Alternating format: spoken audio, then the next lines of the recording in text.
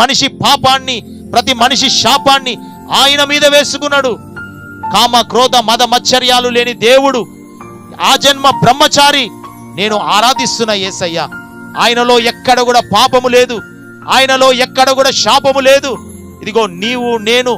ఆ పాపపు అలవాట్ల వలన, ఆ పాపపు స్థితిగతుల వలన, ఆ వ్యభిచారము వలన, ఆ త్రాగుడు వలన, ఆ చెడు స్నేహాల వలన, ఆ సినిమాల వలన, ఆ స్థితిగతుల మధ్యలో నీవు చనిపోయిన తర్వాత నరకానికి వెళ్ళకుండగా, ఆ అగ్నిలో పడిపోకుండగా, అక్కడ అగ్ని ఆరదు, పురుగు చావదు, ఆ భయంకరమైన పరిస్థితిలో నీవు పడిపోకుండగా నిన్ను నన్ను రక్షించడానికి 2000 సంవత్సరముల క్రితం దేవుడే మనిషి రూపంగా ఈ లోకంలో పుట్టి, ఇదిగో దేవుడే మనిషిగా ఈ భూమి మీదకి పుట్టి, ఈ భూమి మీద పుట్టి మనుషులందరూ చేసిన పొరపాట్లన్నీ కూడా, మనుషులందరూ చేసిన తప్పులన్నీ కూడా, మనుషులందరూ